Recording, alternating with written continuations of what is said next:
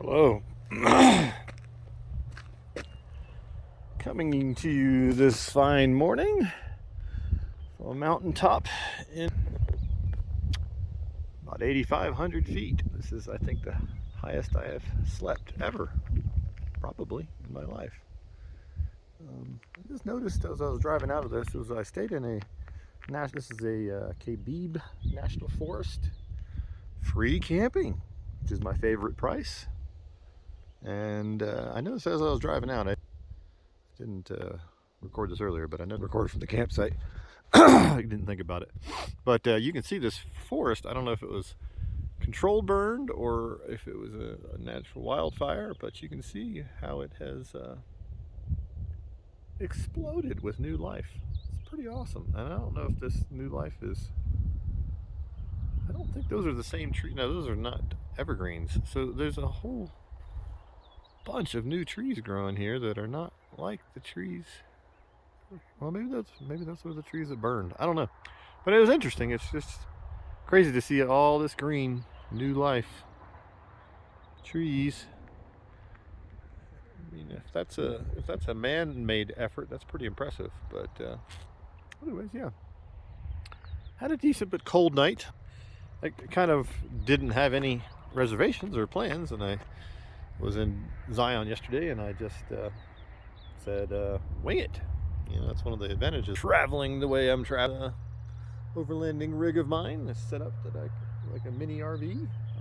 I can boondock, as they call it, go off grid. I have the solar panel and battery power, generator if needed, which I did use this morning to charge up my batteries because I ran the electric blanket at full blast. The 50 amp hour batteries will run that refrigerator for days. I mean, just one fully charged 50 amp hour battery will run for at least 2 days, maybe 2.5, 3, depending on how warm it is ambient, which makes sense. But the electric blanket will kill it in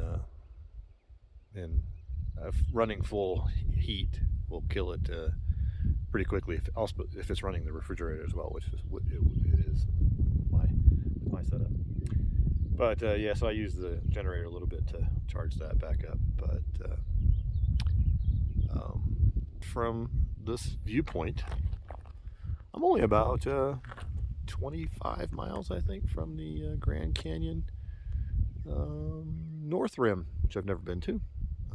So I don't know if the visitor center's open. There was some sort of or something, and they shut the visitor center down. I saw a sign, but I saw another sign that said that Google says it's closed, but I saw a sign at the campground that I stopped at that I couldn't get a space in because it was full. That said it opened a couple of days ago, so hopefully it's open. I can get my sticker and my magnet or whatever and see the Grand Canyon again, which it's been 30 years almost since I saw it. 94. I didn't go to the Grand Canyon when I was in Arizona last time, but yeah, just 25 miles that way is the Grand Canyon, which is, given what the scenery looks like here. But yeah, nice little campground. Free, as I said, my favorite price, but no facilities, just a cleared field. But there was a cleared field, and it was a much bigger cleared field. I could have parked in, but I didn't see it because it was pitch black. This is a Bortle Class 1.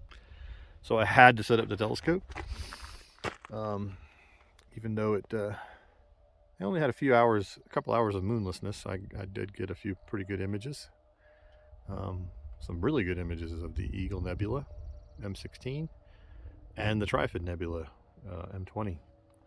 So, yeah, the moon kind of screwed things up, and there were some clouds.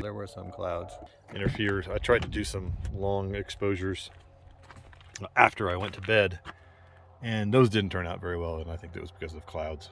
But take what you can get. Bortle Class 1,